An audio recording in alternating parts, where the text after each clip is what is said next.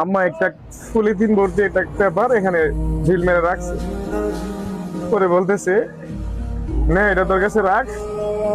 তো আমি এটা অবহেলা করে অযত্নে এটারে ভাবছি কিছুই না, তা আমিও ঢিল মেরে লিচে রেখে দিছি। কান্দেন না, আগে বলেন, মন খারাপ করেন না। নিচে রেখে দেওয়ার পর আম্মা বলতেছে কিরে এটা খুলে দেখবি না। তো আমি আসলে এটারে মানে মোটামুটি অবহেলা করেই এটার ভিতরে কি হইতে পারে, হয়তো বা সকালে নাস্তা খাই নাই, আম্মা মনে হয় আমাদের নাস্তাটা একটু নিয়ে আসছে।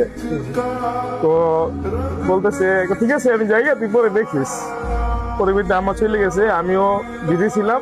তো যখন আমি ফ্রি হই তখন এটা আমি নেই, নেওয়ার পরে তারপরে আমি বাসগুলো খুলি, খোলার পরে দেখি টাকানা দাম একটা পলিথিনের ভিতরে মোড়ানো মোড়ানো। তারপরে দেখি এটার ভিতরে 30,000 টাকা।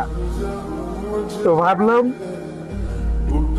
আম্মা মনে হয় বুঝতে পারছে সেই 2021 সালের মতো যে আমার টাচ মোবাইলটা চুরি হয়ে গেছিল দোকান থেকে, এখন আমার বাটন মোবাইলটাও চুরি হয়ে গেছে। আম্মা হয়তো বা বুঝছে, জানছে, এই পরবর্তীতে আম্মা 30,000 টাকা আমার জন্য নিয়ে আসছে।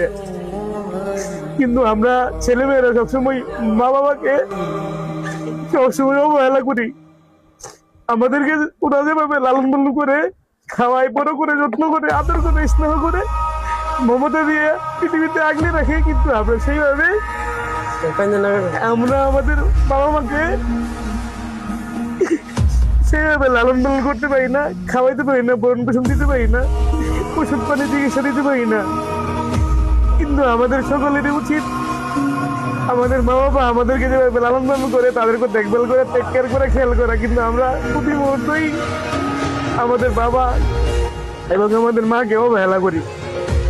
এই যে আমিও অবহেলা করেছিলাম, কিন্তু আমার আম্মা আমার জন্য কত বড় গিফট নিয়ে আসছে। ছেলের মন খারাপ, কতগুলো টাকা নিয়ে আসছে। সে কাজে আসলে আমি স্পিচলেস, বাকরুদ্ধ, মুখ দিয়ে জবান দিয়ে বলার মতো আর কিন্তু বাসা নাই। এই অশ্রুই চোখের পানি কান্নাই বলে দিবে আসলে বাবা মাকে আমি কতটুকু ভালোবাসি।